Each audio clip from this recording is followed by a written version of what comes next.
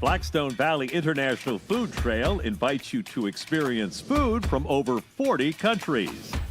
Taste the world's cuisine at more than 80 restaurants, breweries, farms, and more around Rhode Island's Blackstone Valley. For more info and a list of establishments, visit tourblackstone.com/food trail.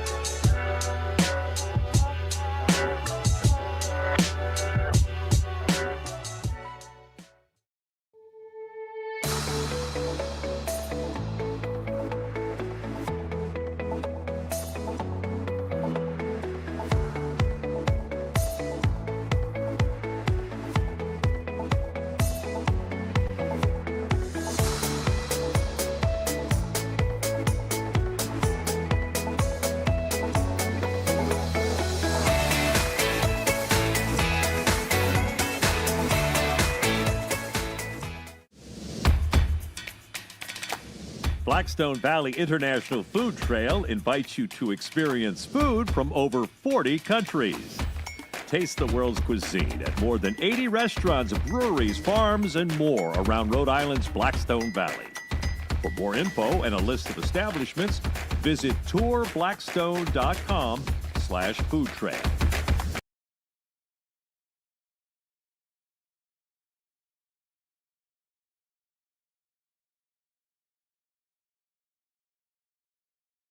Now you can go because, technical difficulty. Got the microphones off. Now the microphones are on. Go ahead, Rob. Welcome on into a special edition of Morning Kicker on the show that dots the map of the ever-changing American soccer landscape. The second ever Morning Kickaround Soccer Match Day, live and direct from Centreville Bank Stadium in Pawtucket, Rhode Island. My name, Robert Kerr.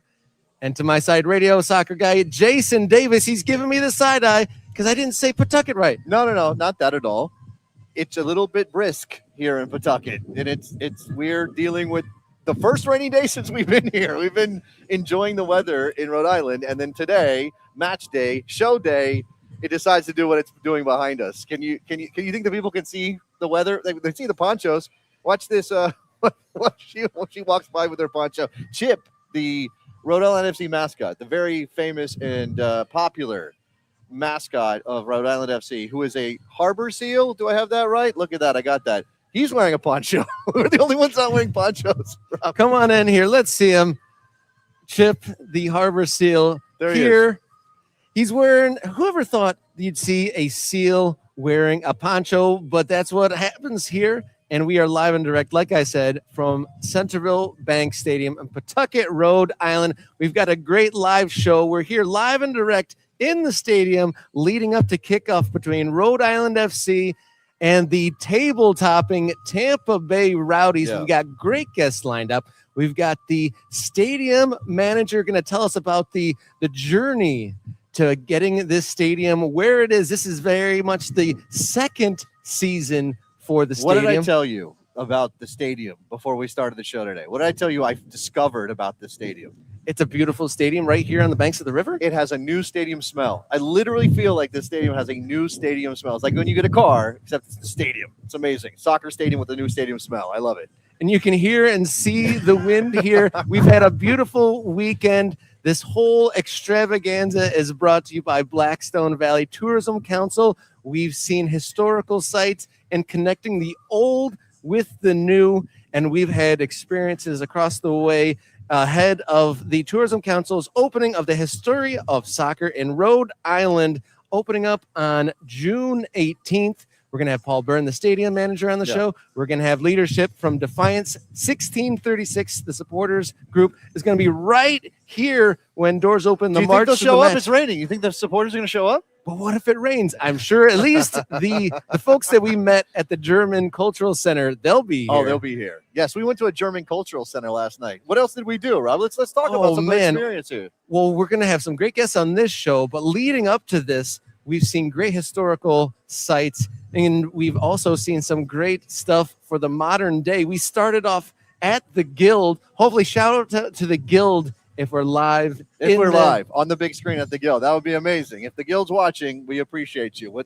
Shout out to Jeremy. Great place. They gave us some beers and a great experience and showed us what they're doing over there. Great community center for the supporters to be before the game and then for road games. And then we went to see historical site, a parking lot now, but the Dexter Street grounds, which was the site of some great historical matches in Open Cup history back 100 years ago. If there is, I'm just going to acknowledge this as I kind of keep track of the chat. I see a lot of our ultras are here. If things are a little choppy, again, it's windy, it's raining. We're dealing with technology outside. So we're doing what we can. Hopefully you guys can hear us. Let's keep it going. Let's keep it rolling for posterity. Yes. So we went to meet Jeremy at the Guild, had a great experience, some flights, all that stuff. Great center for supporters. And then we dipped into the history. We went to the Dexter Street grounds where it used to be. And the folks here are trying to make a historical marker there. So a lot of the Blackstone Valley Tourism Council is really making an effort to put a spotlight on soccer history here and connecting this brand new stadium and this third-year club with the grand, rich history. Right. American soccer fans or people who maybe don't pay enough attention, or I don't want to make a judgment. We don't have the same through lines, the connected history in soccer that we do in baseball or some of our other sports. And people might think, there's no soccer history here, or there's not a soccer history that is notable and goes back to the origins of the game or the origins of industrial life in this country. And what we have learned in Blackstone Valley and here in Pawtucket and in Central Falls and the Dexter Street grounds and some of the places we're going to talk about is, no, there's real deep soccer history here. We may not have had clubs that survived the entire timeline up to the present day, but that doesn't mean we shouldn't recognize it. We shouldn't celebrate it. We shouldn't point to it. And obviously Blackstone Valley is doing an incredible job with that. We know that the Society for American Soccer History is doing a good job with that and adding to the research that's uncovering the stories that we're learning about here in Rhode Island. And we've seen firsthand accounts, and we've been in these places that show American soccer rose to prominence at the same time that it did overseas. It's just that middle chapter that kind of made that history forgotten. And the Tourism Council here is doing a great job to put that spotlight and bring that original chapter, that Industrial Revolution era soccer, to the forefront. And this morning, Jason and I actually got to have a morning kick around of our own at the site of one of the original Open Cup final sites. The very first Open Cup, which was, I believe, still called the National Challenge Cup in 1914. I think it was 1914. The very first final of a U.S. Open Cup, then the Challenge Cup, happened in that site in this mill village, the complex there. The J&P Coates complex. J&P Coates, one of the factories, one of the makers of all of that, the cotton, bringing the cotton in and cleaning it and doing. We learned obviously all about that process, but making the fabric is what I was trying to get to. J&P Coat's one of those companies that was based here in the Blackstone Valley in the Rhode Island Pawtucket region, and they had teams, they had players who are among the best in the country. Obviously, if they can win a championship, and we're talking pre-professional soccer at that point. Professional baseball was only still in its infancy at the time. So you had these mill workers, these factory workers. They would live in these mill towns. They would also play for essentially the company team. And J&P Coats very much cared about being good at this sport. Yeah, and it was really quite an experience to be there at a site of American soccer history. And actually, you and I got to have our first kick around between ourselves. I don't think we've ever done that before, but we saw some incredible sights. This guy, first touch, I mean, you wouldn't believe. Yeah, sure. But yesterday we got to see the Cape Verdean Museum, and that was a big learning experience for me. I didn't know that there is a huge diaspora here in the area, and Cape Verde being in the World Cup, huge deal here. I guess there was huge celebrations when they qualified. Then maybe not necessarily soccer related, but a great thing to see right on the edge of the water, Mrs. Skipper, the Dambo troll. And I didn't know there was over 100 wooden trolls all over the world, and there's one right here on the shores in Pawtucket, which was quite an experience. I was otherwise occupied, so I didn't get to see this troll, but apparently it was quite impressive because you can't stop talking about that. And on the way to another historic site, Pierce Stadium, a past home of the Rhode Island Oceaneers and Rhode Island Stingrays, I got to have some amazing Portuguese food. I did not eat Portuguese food, and I probably will leave Rhode Island without having. It's very possible I won't have any Portuguese food while I'm here. I'm going to be disappointed. I'm going to be mad at you for having done that without me. But, whatever. I had to do a radio show. You got a chance to see more of Rhode Island than me. It is what it is. Oh, my. Eau de Neige was absolutely delicious. And then we got to see a lot of historic sites this morning. We got to have Colombian breakfast. And so food, soccer history, and then a soccer match here today. And we are here live on Morning Kickaround's YouTube channel in an experience presented by Blackstone Valley Tourism Council ahead of their History of Soccer in Rhode Island exhibit opening June 18th. In a few moments, we're going to have the stadium manager, Paul Byrne. Then we're going to be joined by Defiance 1636 Vice President Matt Jean. And then we're going to have President and AGM of the Rhode Island FC, Sean Carey, on the show. And then maybe when the March to the Match happens, we might mix it up and get maybe some folks involved in here. Yeah, we would love to do that. I don't know that the visuals are holding up on the stream. I'm trying to keep track of the stream, guys. Again, weather, technology, maybe, but I think maybe everybody can hear us, so at least we're still giving a story. It'd be nice if the visuals were better, but hopefully we can. It's a rainy day, Jason. What are they missing? At least maybe the internet catches up by the time the March to the match happens. Could be. Or maybe on the replay. I mean, I definitely would. I know we're going to talk to Paul about the stadium. And look, again, guys, if we're going to be the soccer country we want to be, we need as many of these stadiums as we can get in America. This is the model. I mean, I'm sure I haven't been to Louisville, so I haven't seen Lynn Family Stadium. I know it's kind of the first one, lower division soccer stadium built for that team at the right capacity level and things like that.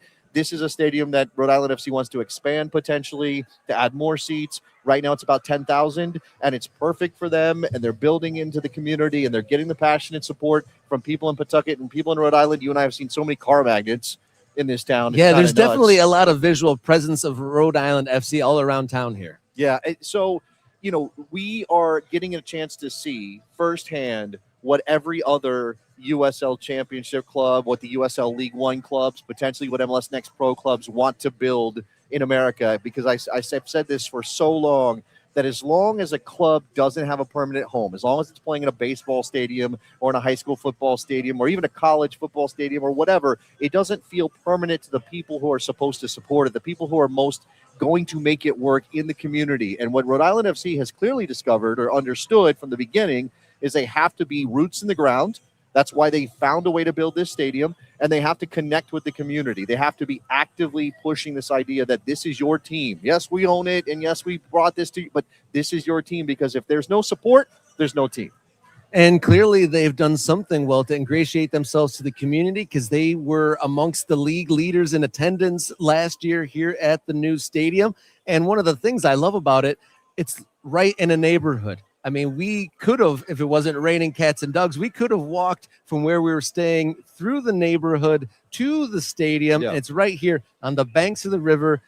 The community is right here. And from what I understand, it gets really lively, great atmosphere here. Hopefully the rain doesn't dampen the spirits too much of the supporters. You're going to have to be hardcore probably if it rains like this through the entire game. It's gotten worse. We thought maybe we were going to get lucky and the rain was going to dissipate and we might get even kind of a dry kickoff.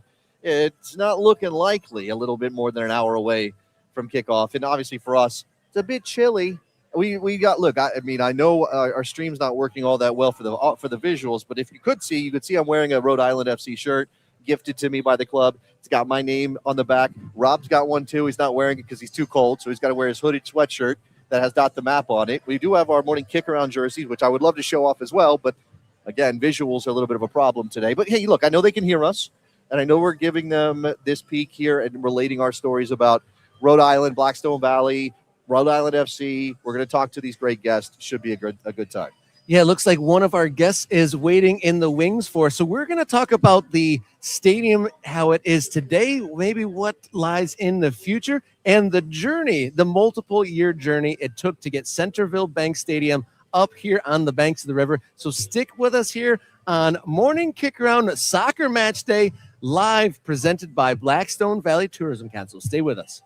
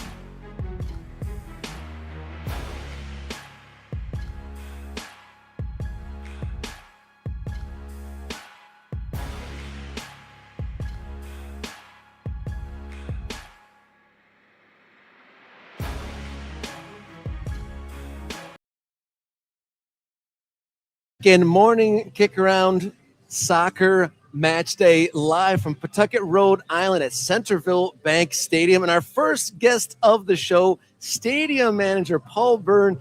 You've been here from the start. You said you were the first employee of the club? That's right. First employee, number one. Well, thank you for having us and hosting us. Everyone has been so welcoming and hospitable, except for the clouds. We've had beautiful days yesterday. It's supposed to be beautiful tomorrow. The clouds are just welcoming us with the raindrops. Can I ask from a stadium operations perspective? I mean, when it rains like this, how does that change anything for you, if at all? Well, I'll tell you, we go around and thanking every fan that actually gets out here and enjoys the weather. I mean, for us operationally, we're trying to make sure that it's as safe as possible when folks are walking around the building. We're also, trying to monitor that weather and make sure that there's no lightning out there that would affect any evacuations or anything like that. So fortunately, we're in May, So in Rhode Island, and we don't have to deal with much of the hard stuff. But overall, we're welcoming everybody in, and hopefully we can pull out a good victory tonight. So we're early on the second season here in this beautiful brand new stadium. Kind of tell us how the experience was kind of getting us here. Yeah, this has been it's been a bit of a roller coaster ride. I mean, I was here. I hired about 4 years ago. I used to work for Commanders, the NFL, and made my way to Rhode Island, and it's been quite the journey of ups and downs. But at the end of the day, we opened up these doors on May 3rd, almost to the day. We have about a week more, and it's been a quite phenomenal experience. The process of getting a soccer. I mean, we obviously have some bigger soccer stadiums in this country, and now we're at this point where clubs like Rhode Island FC are finding ways and wanting to build their own homes. As somebody who worked for the Dynamo, you know, obviously the NFL's the monster of American sports. What's it mean to you? What's it like to know that we can get places like this built now? It's quite phenomenal. I always look back. I started my career early on in '99 with Major League Soccer team, and seeing the resource there, I sometimes look at where that has come now, and I see that league. But seeing USL reminds me of that a little bit. And I knew back then they were saying, if you build it, they will come, right? If you build stadiums, if you build infrastructure, training facilities, so on and so forth.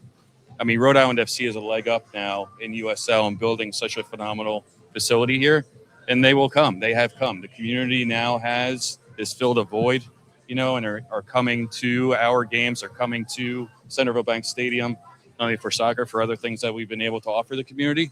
And it not only has it done that, it's created this economic development around this area of Pawtucket, which I think you guys had a chance to get around yesterday. So it means everything, obviously, you know, to me, to be able to be a part of that, one little piece of it, to build something, to then, you know, share it with the community. And now, you know, the possibilities are endless. So explain to us a little bit. We've got it built and whatnot, but what are some of the specific features of Centreville Bank Stadium? Yeah, so I consider this stadium on a very pro level experience from a fan experience standpoint. We, you know, we have Amazon marketplaces right over your corner or right over your shoulder here, where you can tap in your card, grab in, and walk out. You know, we offer, you know, the latest and greatest when it comes to technology of the main video boards and experience across the board. We've really tapped into this, you know, this community as far as their food options. You know, I don't know if you've seen, I don't know if we have it up tonight, but we have this, you know, baked potato lobster. We call it our hat trick, where it's baked potato, macaroni and cheese, and lobster. So wow. Yes, and then we have our soggy dogs and so on. So we've really been able to listen to our fans, hear what is most important to them, and be able to provide it for them. I can't believe you didn't list the pretzel. We've heard so much about the pretzel. Ben's pretzel, you're right. I mean, I got to get you a couple of those tonight. All right. I mean, we were told maybe the rain would keep the pretzels from being here. That sounded terrible. I'm glad that you're saying that maybe we can get some. You know, when fans attach themselves to a team, they want to feel like a stadium is their home, right? That they have some sort of ownership over what happens in the building. How does that work with what you do? I mean, we've talked to some Defiance fans. They're very intense about what they want to bring to the table in terms of the atmosphere at this place. So what does that mean for you? Yeah, I mean, Defiance is, from day one, have been absolutely incredible, their dedication to the club here. Irvin and I sat across from each other. I have a pretty good background with supporter groups in the MLS and so on, and they have set out to make sure that they, you know, set the tone for the fan experience here. We talked from the onset to make sure that their stand was a supporter stand. They have standing only rails there, and they've also talked about how they, you know, want to make sure that their drums are heard nonstop, 90 minutes, which they do, which is pretty impressive. But they've also added to some of the design when we were coming, you know, when we were getting into the building, where they're going to walk into, how important it was for them for the march to the match, for the community, for Pawtucket to hear them coming, for hopefully Tampa Bay to hear them coming, so that they set the, you know, concrete home field advantage. And you guys had one of the league best attendances last year. So obviously what the stadium is bringing the people in. But I heard, is there any sort of adjustments? Like what have you had to just like working through that first season? What are some things that came up? Yeah, I mean, when you build something and you look at all the drawings nonstop, it's not really. I mean, obviously you draw it up to make it an easy ingress, egress, and all of that. But once people actually use it, then you really have to modify, how people are walking certain ways, or how they're parking their cars, or how they're coming through the gate. I have to say, guys, it's really been, and I have to knock on wood here somewhere, but it's really been a good opening for us. Rhode Islanders. What I've learned in a short amount of time here, you're only as good as your first impression. And our first impression opening those doors has been remarkable. So we spent the time of that full-on fan journey, right? So from the time you're getting your tickets on your phone to when you're walking up to the gates to when you're coming through security, it's a seamless experience. Coming onto the concourse as well, providing really sort of the bells and whistles and people taking advantage of has been a great reception we've received from the fan base. I could see that some of our viewers are talking about where this league is, USL Championship. Obviously, USL has made some big announcements the past year. Rob and I covered those pretty in depth. Some of them involve the standards that U.S. Soccer requires for different leagues. Centreville Bank Stadium is a gem for the size it is. Can it get bigger? Can there be more? What does it look like in the future? Yeah, the stadium's been built to expand. So just behind us, there's actually right over my head, there's a steel beam that goes right across this south end as well as north end. So this steel beam will be is built to hold 2,500 seats on this end as well as the other. So that'll be our 5,000. That'll get us to 15,000. Also over my shoulder on our east side, we're built to expand on that side as well. So yes, this stadium is ready to be a part of it. From day one, that was part of the plan, from the original design. That was day one. Credit to our ownership group, Brett Johnson and Dan Krober, who really deserve all the credit for this stadium and the way that it's been built and designed. Oh, that's incredible. Like, that's some really good foresight because, in the past, it maybe haven't been places that had the foresight for that. What would be something, is there something quirky about the stadium or like a special feature that you can only find here in Pawtucket? I would have to say, our proximity to the river, right? I know that there's other stadiums, I think in Pittsburgh, that is right on the river, but you have that train there, kind of blocks it. But we are literally right on the banks of the Seekonk River here. So we're really trying to drive people, to have the boaters come up, right? Right outside the stadium here. You can kind of see it over our shoulder, just down. But I feel like that's a unique piece. The other unique piece is we're literally in a neighborhood. Right across the street from us is a home. I would say the majority, I'll tell you, most of the people across the street from us here have my cell phone number. So they know who they reach out to if they need something. We haven't necessarily had many noise complaints yet. We'll see when we have our first concert. But really, we're literally nestled in this community.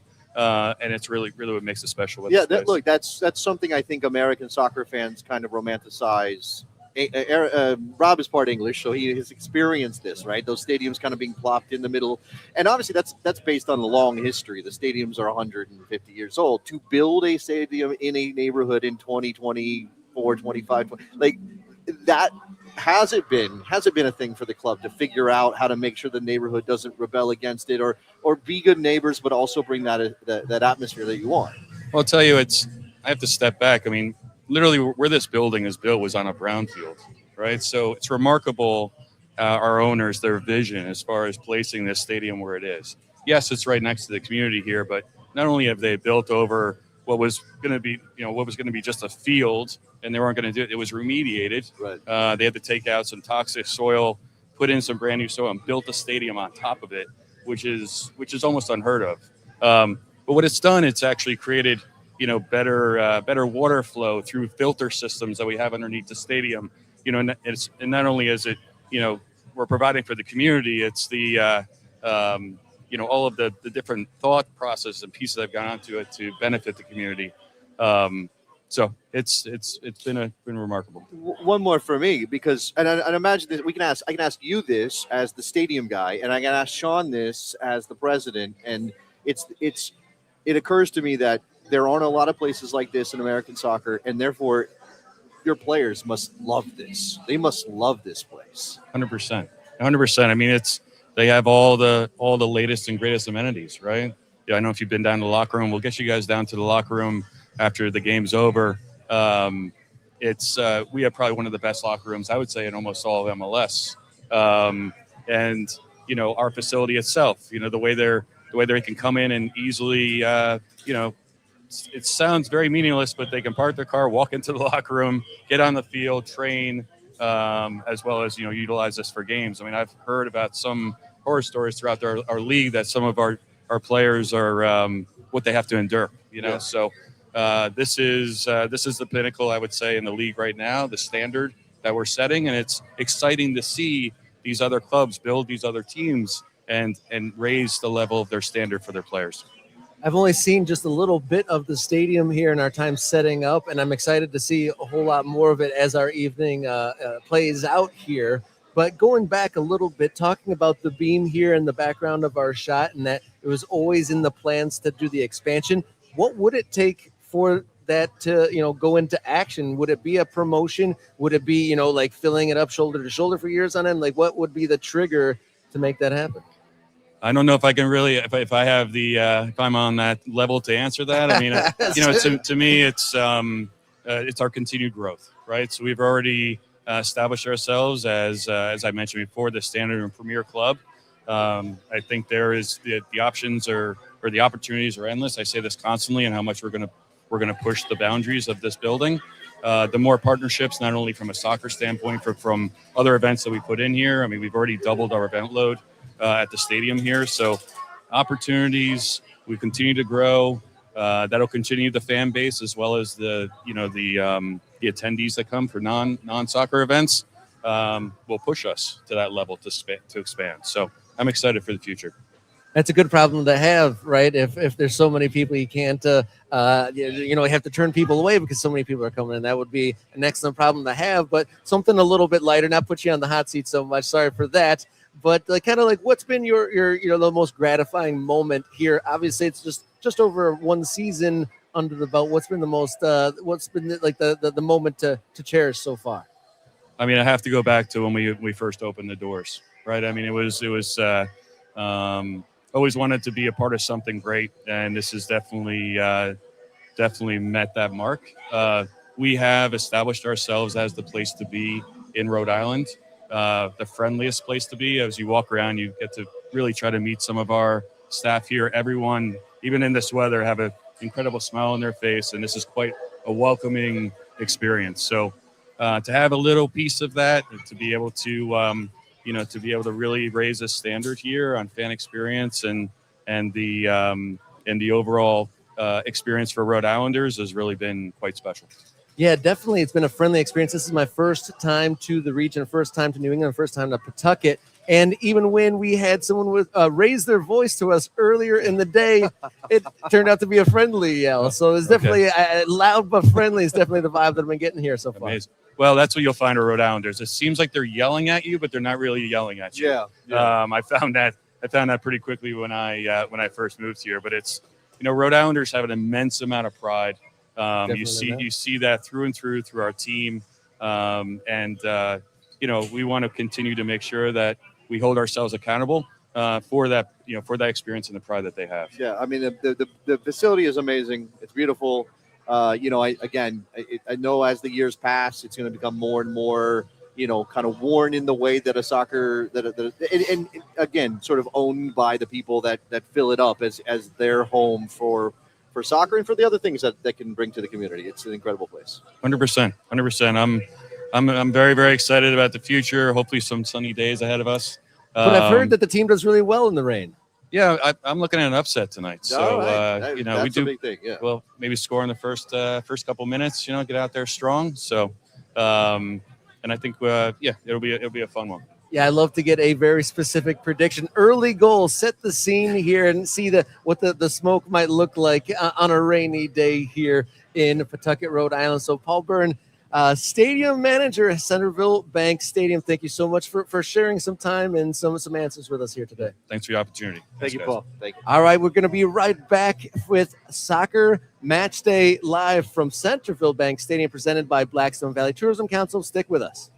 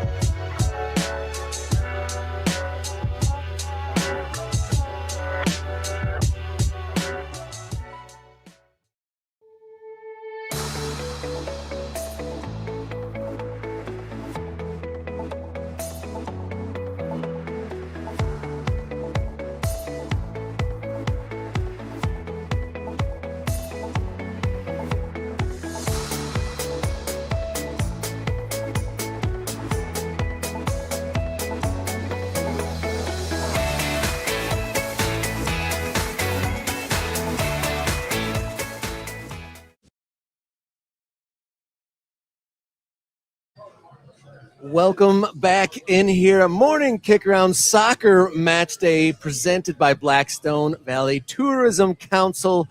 We are now joined by the Vice President of Defiance 1636, Matt Jean. Welcome and thank you for joining us here. Thank you guys for having me. It's an honor to kind of have you guys at our home within footsteps of the bucket. So we're ready for you guys. All right, what's the bucket? What did I miss? What's the bucket? The bucket is our supporter section right behind you. Oh, so it's called the bucket. Well, Okay. back in the early years, Pawtucket was known as the bucket because it was kind of like the Rust Belt area of Rhode Island with all the industrial group. Then it kind of turned into like kind of dig at people from Pawtucket. We're like, oh, you live in the bucket. So we're taking that and we're owning that. Okay. Welcome like to the that. bucket. We're going to get down, dirty, grimy with you. I mean, if you go over there, you see how close our supporter section is to the goal. We, for 45 minutes at opposing goal, you had some fun with us. So Okay. that's why we're here in the bucket. Okay. So we met you last night at the German Culture Center. We had a very fun and rambunctious conversation with both yourself and some of the other leadership of Defiance 1636. Not that old, right here. Oh. But explain the name, I guess. Yeah, so Defiance, it comes from, well, first 1636 is the year that Rhode Island kind of left England. But we're taking ownership of that, and we are the Defiant ones. So a couple groups to the north of us like to call themselves the Rebellion, the Midnight Riders. As we like to say, and our banner says down below us, revolutions end, Defiance lives on. So while they're throwing tea, we were burning ships. So the Defiance is that we're always going to be there. We're always going to be the ones fighting and push for more. We're always going to be pushing people. So let's talk about the relationship between Rhode Islanders, people from Massachusetts, the soccer team that plays in Massachusetts that claims the entire region. We got an earful last night about the Revs and the history and some of the things. So this club is in its third season. You guys have had some success, which I think is a big boost to getting excitement.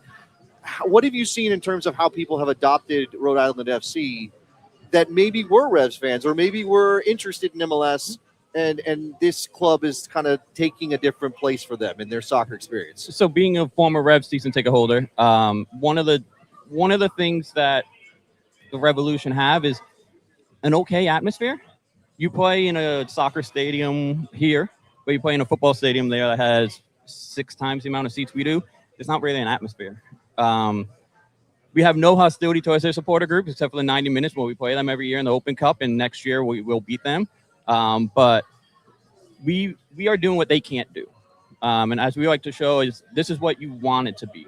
Our group, we're a melting pot here. And one of the things I love about Defiance, and one of the reasons why when I was asked to be on the board, I instantly jumped out at it as, if you look at our group, we are such a unique to anything. We're La Barra Bahia, we're a family. I mean, I think last time we were talking, you mentioned we went from being a supporter group to a social club to being a family. And everyone in this group, I mean, we've basically doubled our numbers every year. Something we're very proud of. I mean, we kicked off, even before we started this season, we had more members than we ever had. And it's just the show we put on in the stands. Unfortunately, if the weather keeps going the way it is, you're not going to see the full show. Yeah. But I think people come here to see what we do. And I heard Paul earlier, we drum for 90 minutes. They're already playing drums in the parking lot. So we're in the tailgate parking lot right now. We got drums going on. And you're going to hear the drum. They're going to party on a bus on the way down here. And then once they get off that bus, you're going to hear drums nonstop until after we celebrate the win. Yeah, I'm excited for the arrival, but I hope our visuals get a little bit better so we can see it as much as hear it. But obviously, I think just hearing it will be an experience all by itself. It's one of the cool things of actually right where you guys are set up. We actually stop because it's the top of our section, and we start a basic big drum circle. And we do our Dale Rhodey chant, which is probably the one chant everyone in the stadium knows and all of our members love to do. Is actually the saying we have on our supporter scarf for this year. And it's one of the things of you're going to feel the excitement and energy. And I heard Paul say, like, the Defiance is always try to be the ones that are here. Every game, our section is packed. It can be a monsoon happening later today, and we're going to be throwing a party over there. And we're going to be chanting, it's just water, telling people to come back inside. From outside, from inside, it's ready. The rain's not going to keep them home? No, why? No. It's just water. I mean, Just water. Just water. yeah. So we had Paul Bird on just a few moments ago. He predicted an early goal in this game.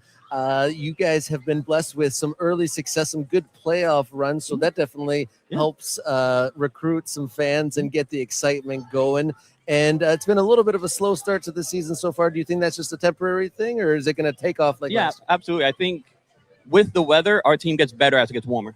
And the last 2 years, our first 2 years have proved that, and I think this year is just going to be the same. Last week was a fluke, and that's kind of how we're looking at it as supporters. Everyone's allowed a bad game. That was our bad game. We got out of our way early. We had really good success against Charleston. We carried that in against the Revs, even though it wasn't a win. It was a win to us. I mean, if you score a goal on the last kick of regulation to force extra time against an MLS team that should have beaten you in regulation, to us, that's a win. And then we went down into Lexington and kind of humbled them a little bit and showed them what Rhode Island is like. So for us, that was a blip in the radar, and we're ready to take on a Tampa team that we've had success against. Let me ask you, what might be a little bit of a difficult question, and maybe you have thought about this. When you are supporters, when you give your passion to the team, when you are part of the show and you're setting the tone for the ambiance and giving a home field advantage to the team, when things don't go well and when they consistently don't go well, those people are usually the loudest about those things, right? Liverpool is having a slightly worse season than last year, and their fans are upset about it. What happens, because you made a final and you made a conference final, and who knows what this year's season will deliver, what happens when Rhode Island FC is not good? So on my shirt, this is our supporter kit. You see faithful. Our motto is forever faithful. No matter what, if we're losing in a game, we're louder. You score against us, we're just going to get louder. And last year we did go through a little rough stretch of some people were asking some questions of the team and what's happening and where can we help out. And all we did was kept talking to the team. Like, I think we have the best relationship with our players than anything.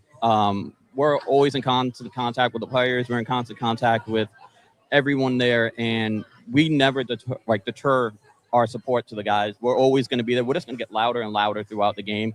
And at one point, if people don't want to show up because the results aren't there, we're still going to be packing our supporter sections because we are going to be there. We're going to be pushing them.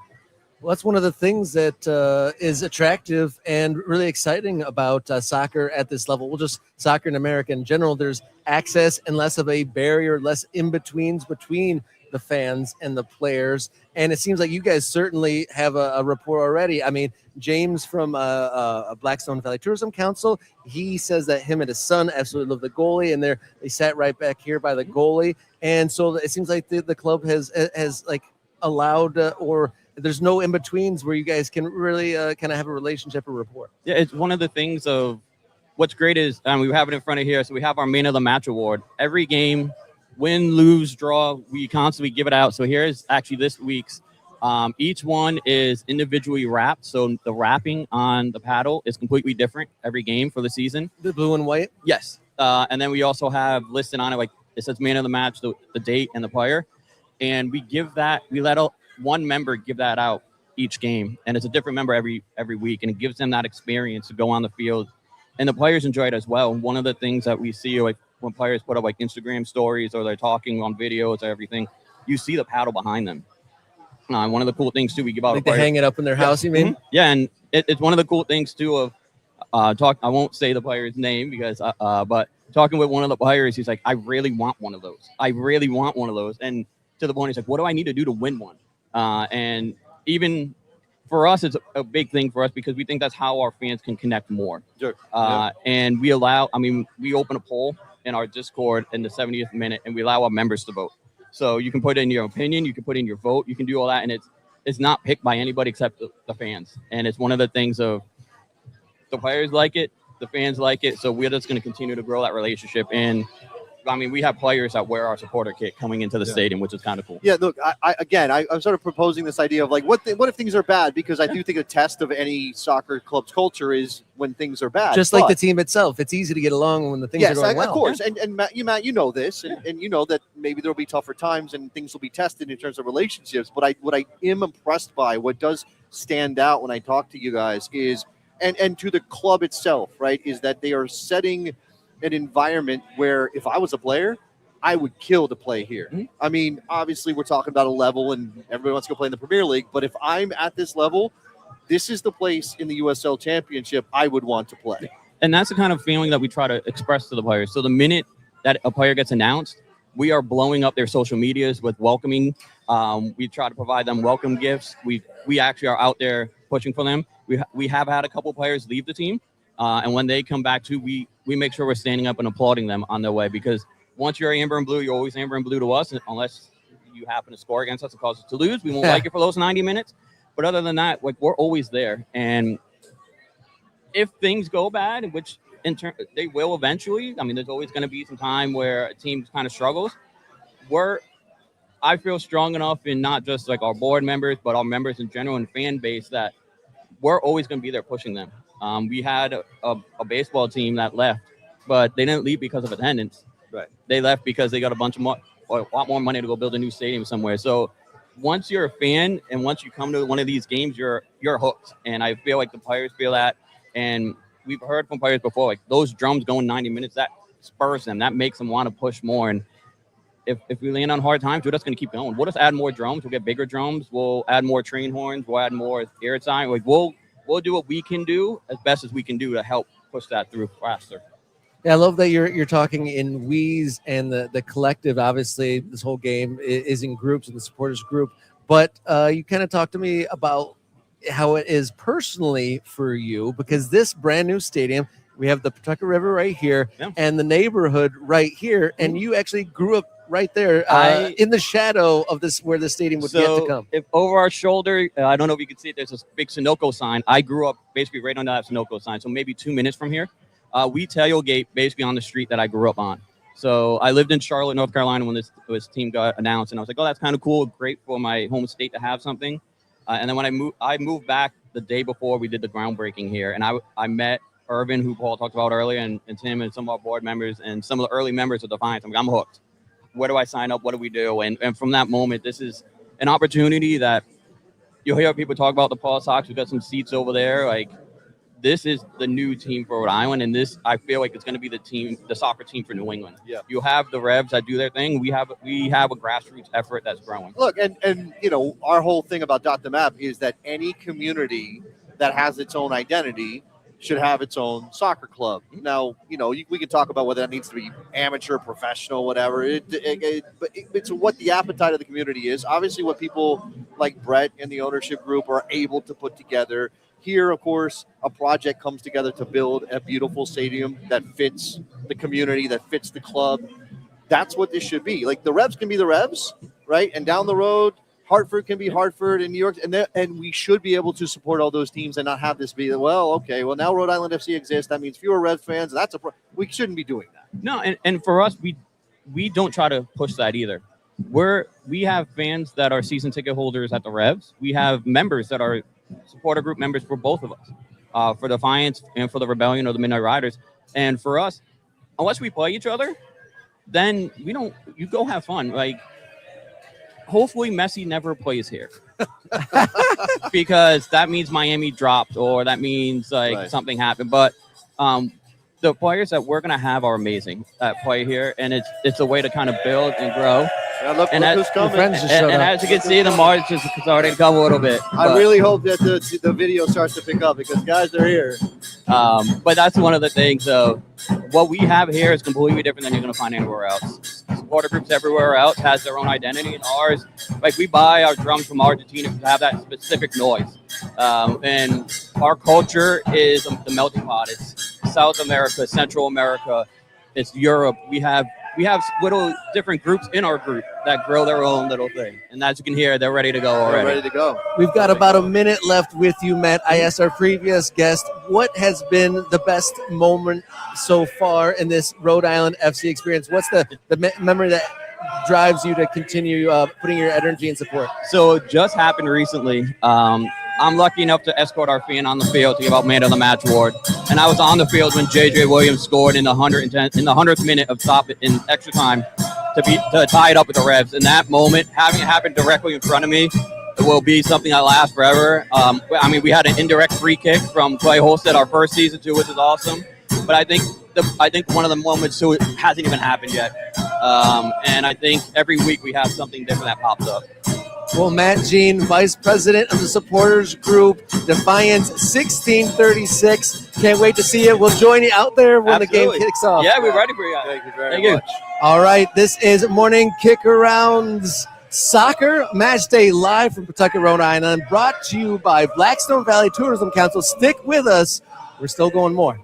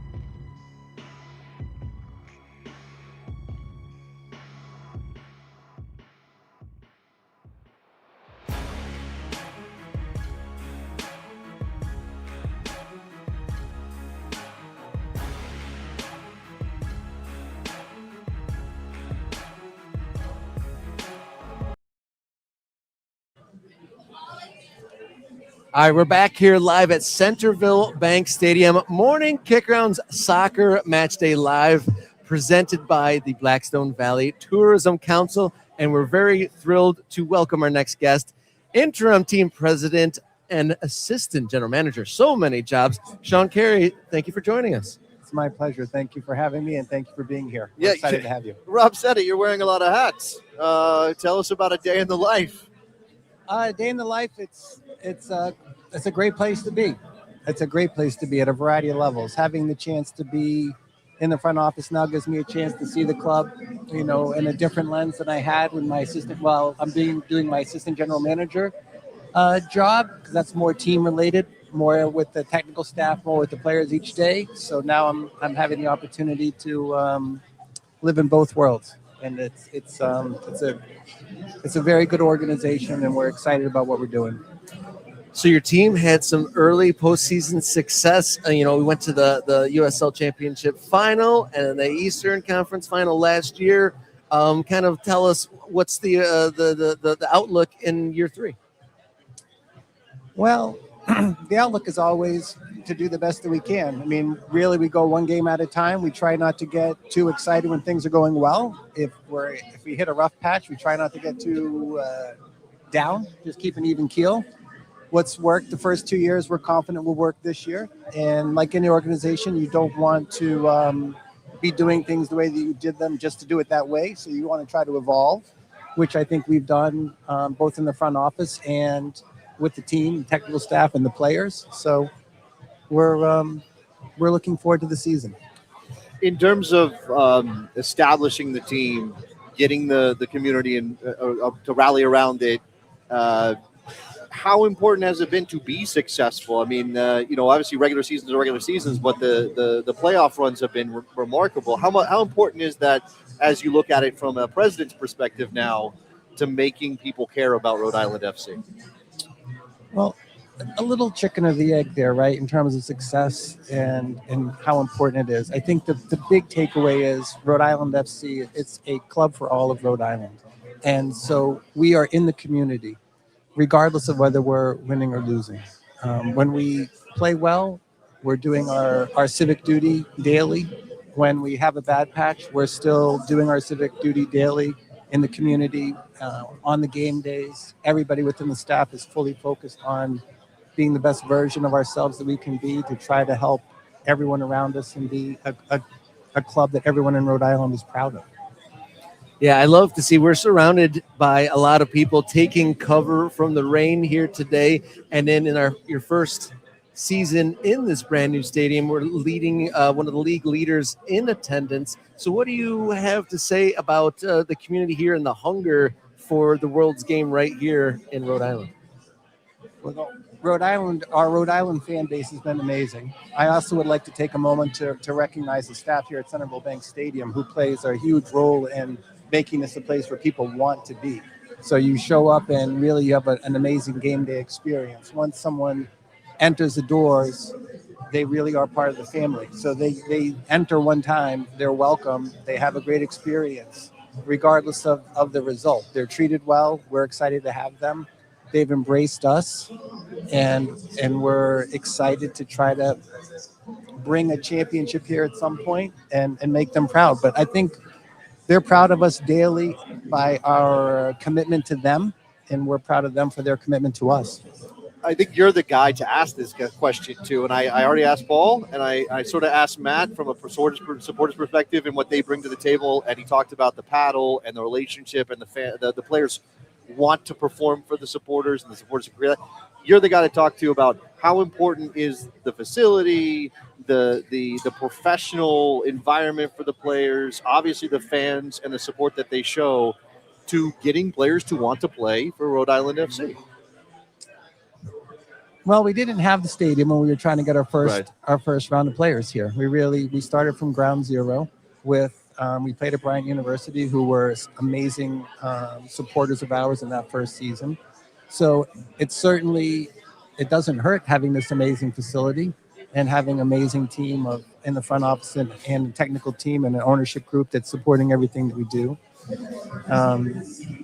But the goal is all the time just try to get to be a little bit better. Appreciate what we have, and we do have a lot here. And you want to make sure that players don't lose track of that. And I can tell you from my assistant general manager role that pretty much after every home game, that the other teams, there's free agency in the USL. So there's generally quite a bit of interest once someone has come in here and seen our facilities, because our home team locker room is incredible, and the visitor locker room is nicer than probably most clubs' home locker room. So we are incredibly lucky. We're thankful. We have a lot of gratitude for what we have, and we're respectful of it. And it's a nice piece to have when you're talking to people about wanting to be part of Rhode Island FC. That's an interesting point about there being a lot of free agency and those intangibles like the facilities and how they're treated and where they're playing has a big role to play. And I heard that there's something kind of unique about like the actual playing service. Maybe this is a more of a technical question, but the playing service is kind of unique here too, isn't it? Well, I don't know that the surface is unique so much as we have field turf. It's at top of the line. It's world class in terms of field, and playing on it every single day is great for everybody.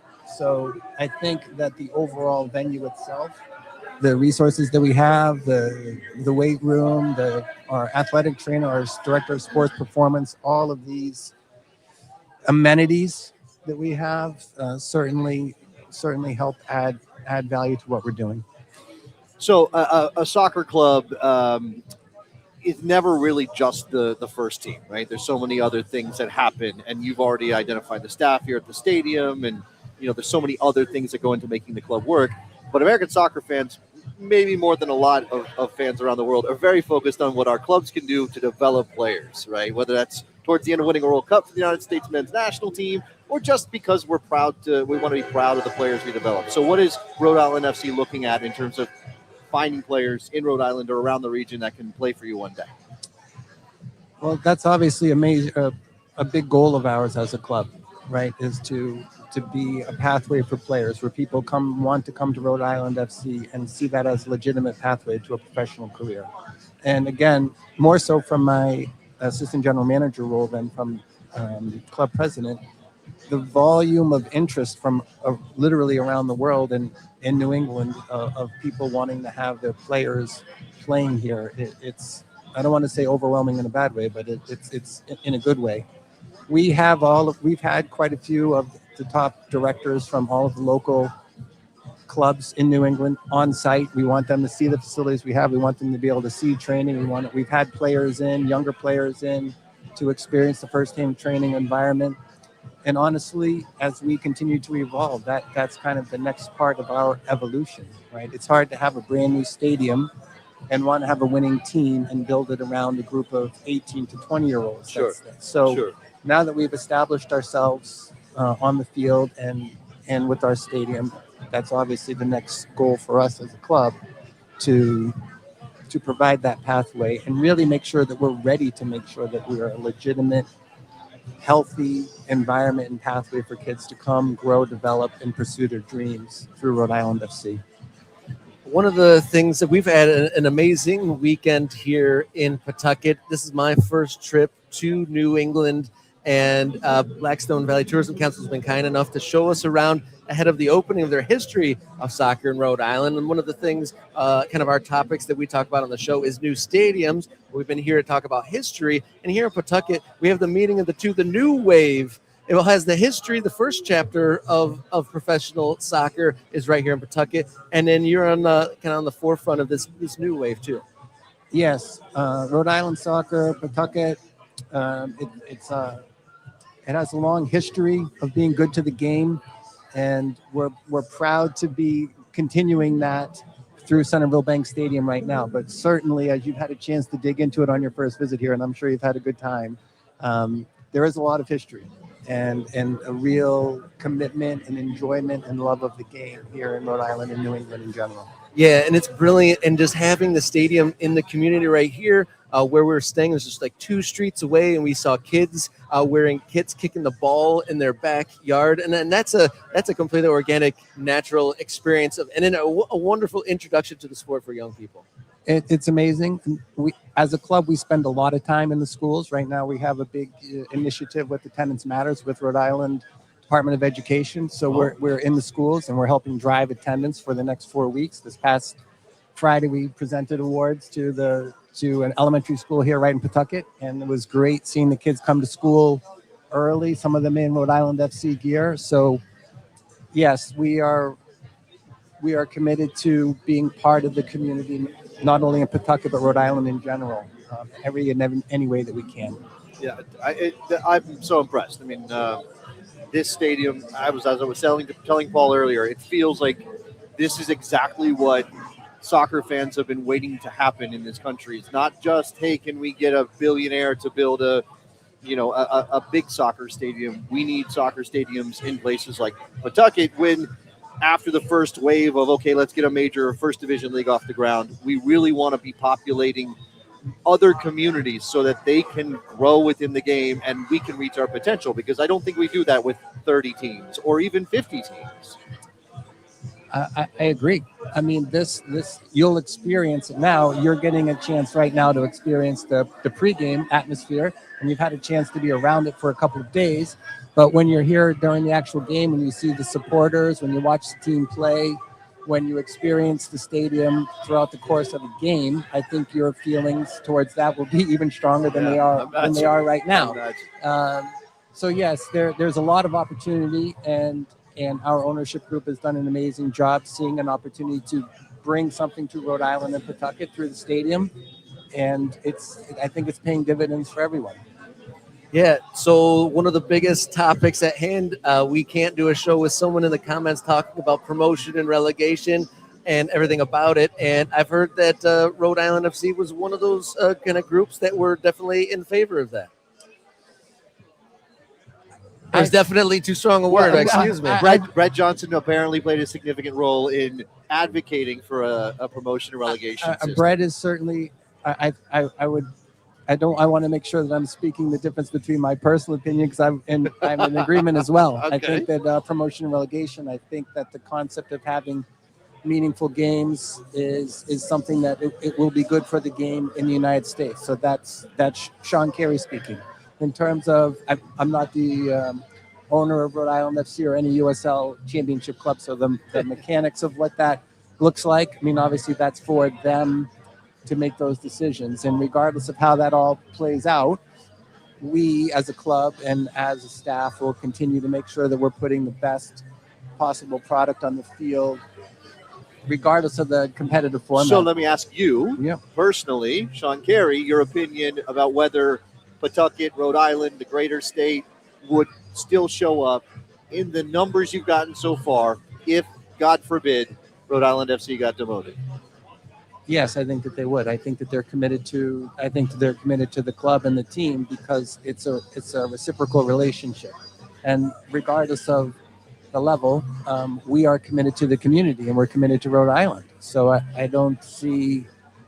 I see that it's a very authentic and real relationship, and it's not a transactional relationship. And those are the types of relationships that go pear-shaped when things don't go the way you want. So we do not have a transactional relationship with our fans or our community, right. and we don't feel like crucial, and not easy, right? No. That part of it is, I think, important for us to convey when we talk to people who are watching our show. And obviously we haven't built a club, Rob and I, but we've talked to people who have, and we know how much work it goes into doing the things necessary to keep the club successful and going, and being authentic in a way that makes people want to connect with you in ways that will stand the test of time, right? Yes, and I think what you will find, actions speak louder than words, which we all know that. And as you continue your rest of your visit here with the club today, and however much longer you're here, as you walk through the facility and you take time to see the security people or talk to the vendors who are working here, and you talk to the fans, and if you get a chance to talk to any of the players afterwards or before, you will feel a real authentic, as you said, that's a good word to describe the club. You will feel an authentic connection to what we're doing, and a commitment to the club, and vice versa. So you can't really manufacture that. Right. You can't manufacture that. Yeah. So I think you're getting a chance to see something very real today, which I'm glad you're getting a chance to experience. We appreciate the hospitality. Yes, you guys have it's our been pleasure. amazing. It's our pleasure. Yeah, the staff here and everyone that we've met so far on our travels has been, had open arms and has been very warm. But going back to the team and the soccer club is many things. And it warmed my heart that you were going into the schools and you have the program rewarding kids for their attendance and stuff like that. What are some of some new initiatives and some of the challenges of becoming integrating into the community so far? The logistical, the challenges really are not the challenges are just logistical, right? Because you want to make sure that things can happen, and so that the players themselves have training. Yeah. So really, just making sure that you can have the stars aligned. Sometimes you can't really change a training regimen to make an appearance always work out. So I think that those are real. Challenges isn't the right word. We always make it work, but it's something that you have to overcome. And I think it's something that the community appreciates, that they know it's not always easy, Right. as easy as it It's a give and looks, right? take. And so when people make things look easy, as you know yourselves, it's a lot of work to make something look easy. Uh-huh. So I think we try to do that for people in the community, and the community does that for us. That's a great point. And with in mind with a soccer club being many things, I've seen that you guys have some great merchandise, and your staff was kind enough to gift us Rhode Island FC kits with our name on. Yeah, them, got it. no less. Yes. Again, I talk about the staff across the board, and the team store is amazing, and there's a lot of great merchandise in there. I'd encourage you to go check that out in its No, entirety. it looks great. It looks And, great. there's a lot of good things in there. Sometimes I worry that people involved in soccer clubs, starting teams, are too tuned into the idea that their branding is the most important thing. Obviously, we want branding to work because it is a big. way, and we see your badge everywhere in Pawtucket since we've been here. So clearly, it's resonating. That's the thing. And it can't feel forced. It can't feel like you're trying to tap into something cool. It just kind of has to be. And that's a really difficult thing to do as well. Well, again, we try to make connections to the game as often as we can, right? That's what you should be doing as a soccer club. So some of the things that you always want your players to be doing, and you'll watch it today when you watch the team play, like, are you good enough to not have to prove that you're good? Just do concentrate on playing well and not have to prove, to show yourself. And I think we've tried to, the best players, as you get better, you need less. You need less time, you need less space, you need less touches. And so we try to do that across the board. And I think when you see the brand everywhere and you go and see how committed people are to it, they've done an amazing job being present without being in your face. Yeah, like in your face. exactly. Right. So with your time, I've been asking all of our guests up until this point to kind of share. It's early days in the third season for the club, but what has been the memory that kind of you hold on to, like the most cherished memory or accomplishment for the team so far that kind of keeps you driving and coming to work every day?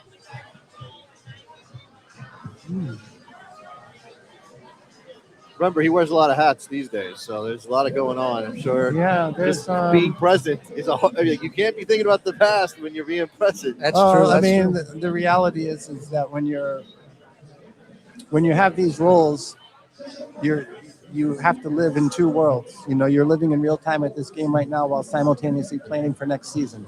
And if you're not planning for next season now, like, you're behind. Yeah. So we don't want to be behind. In terms of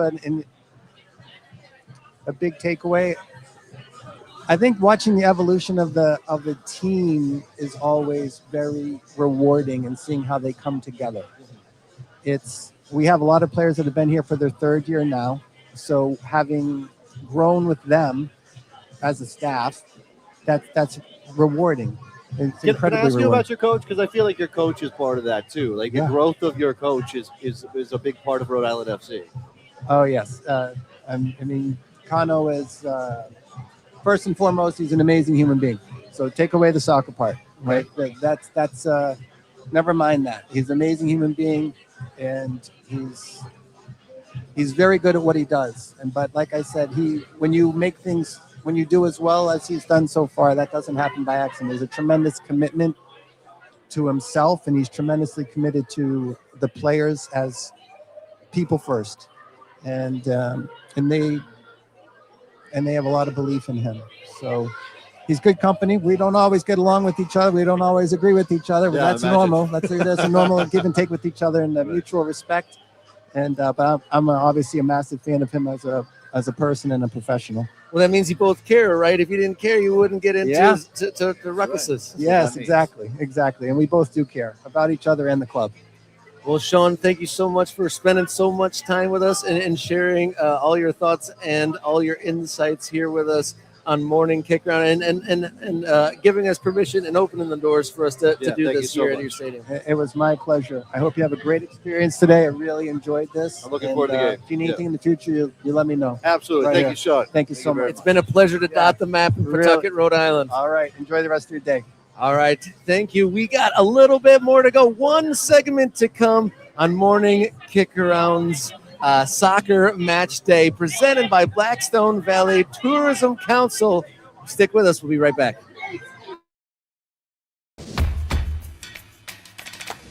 Blackstone Valley International Food Trail invites you to experience food from over 40 countries.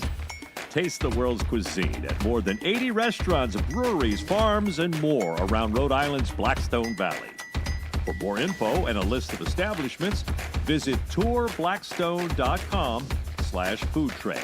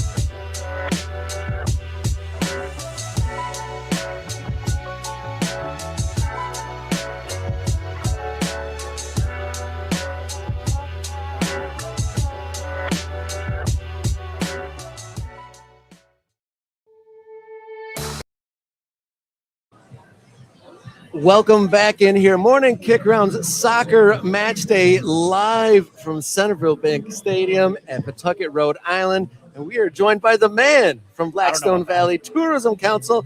He's a supporter down here, but he's been leading us in a tour, giving us a kind of a pilot of the history of soccer in Rhode Island. And I love how we've seen the historical sites, cultural sites, lots of really good food. And now we're going to see the present and the future of soccer in Rhode Island.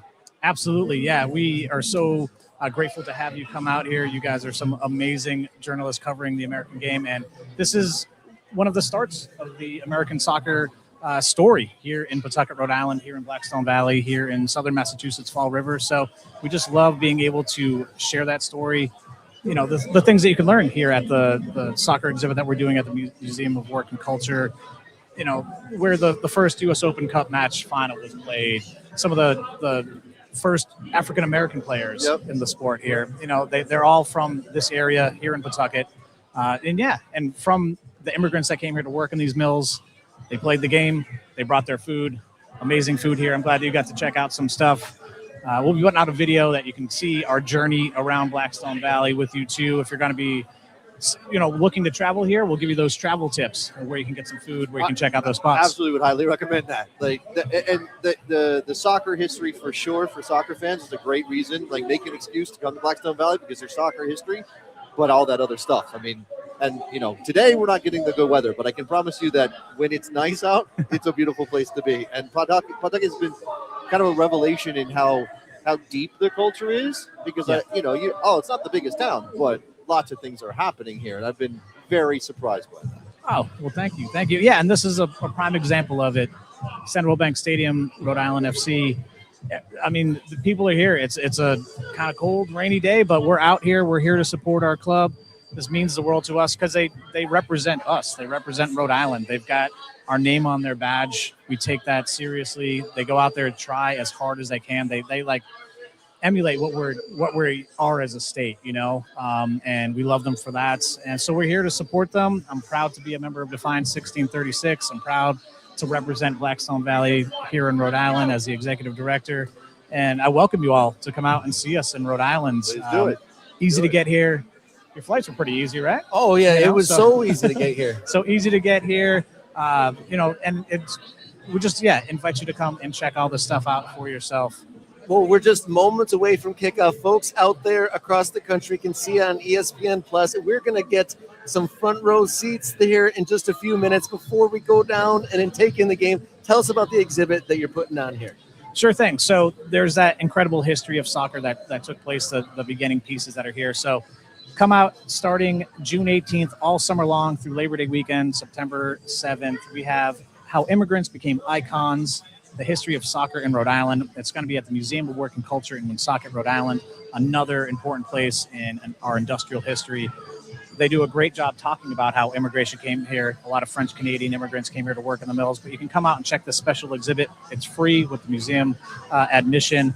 And we've got some replica jerseys. We've got some real jerseys that we've been able to find. We got some, memorabilia from the 70s. We got this really cool ASL pennant that we found. You guys got to see that in my office. We've got some mini tifos that we've done, and we're really just trying to, bring that story to life. And we go all the way back to, why the mill workers came here and why the game started here, all the way up to where we are right now at Centreville Bank Stadium. The important players, the immigrants back then, to our first player signing, Koke Vegas. Love the man. He is who we are. So it talks about his story. We just love being able to share that, and I hope that you can come and enjoy that with us too. Yeah, it's been great seeing the history and the future here all connected. And we love that you've brought us out here, supporter of the team, and then as well as your passion to put a spotlight on the kind of the forgotten history and bringing that to life has been evident. And you've kind of walked us through that and building up to this moment where we get to see a match where it's going to be a tough one. Rhode Island FC taking on the undefeated table-topping Tampa Bay Rowdies. And you highlighted a super supporter. Yes. As also a supporter and a fan of ours. Hey, Nate. Yes. Nate, come on in here. Nate, he was standing here Nate, here a second ago, and Nate's missing his cue. We're all waving over Nate. Yes. Come over, Nate, come there. Yeah. Come on in. So we're hyping up the match. It's getting just about 10 minutes away from kickoff. And you said you're a viewer of the show and obviously a supporter of the team. So I want to get your informed opinion and prediction of what we're going to see here on a rainy match against the table-topping Tampa Bay Rowdies. First of all, thank you for having me. RIFC. The score prediction is going to be 3-1. 3-1? Yes. For who? For us. Oh. You got to ask. You got to be clear. FC. All right. Thank you so much for supporting and watching the show. Nate Ski, that's a beautiful team there. That's awesome. And are you going to be right there in the front row behind the goal? Are you right by him in the section? Yes. That's beautiful. We can't wait to get a taste of what those supporters bring. Thank y'all for being here. Thank you very much for being on Enjoy the show with the game. us. Thank you. Cheers so much, Nate, amongst the many passionate supporters of Rhode Island FC. James, thank you so much for putting together a wonderful itinerary of food, history, culture, and this game, and bringing this soccer match day from Morning Kickaround, making it come alive. And I can't wait to watch the game with you too. Oh yeah, it's going to be an exciting one. Come out and see us. Check out our website, tourblackstone.com. You can also check out tourblackstone.com/soccer/history. And that's where you can learn a little bit more about that for yourself. But yeah, everyone of all ages, we've got a junior Defiance. Just come out and see us. My child is a bigger RIFC fan than I am. So please come out and see us. Start them young. Yes, exactly. Get them hooked. Yeah, and that website really draws that line through that rough period in the middle of American soccer history and really brought clarity to that historical old chapter, and then putting that through line all into this place where we're on the new wave of American soccer, and the future is bright, especially here in Pawtucket. And thank you so much for helping us dot the map here. Our second dot on the soccer match day series for morning kick round. And I think with the kickoff becoming imminent, I think it's time to sign off. So my name's Robert Kerr. He's Jason Davis. He's James Toomey. And we will be back live on Monday morning in our respective homes. All right, give your score prediction before we go. One last shout out. We got the vice president now. We got the president. Dale, Rudy. Dale, Rudy. Vamos. What's up, guys? Score prediction. It's raining, and there's not many people here, so chicken conspiracy confirmed. We're going to win 3-0. Oh, wow. All right. I think so. Absolutely. All right. I got to give love to my team. Let's do it. All right, we're going to get out of here. We're going to take in this game. So stay brave, stay warm. We're going to try to stay dry, and we're going to go enjoy our soccer.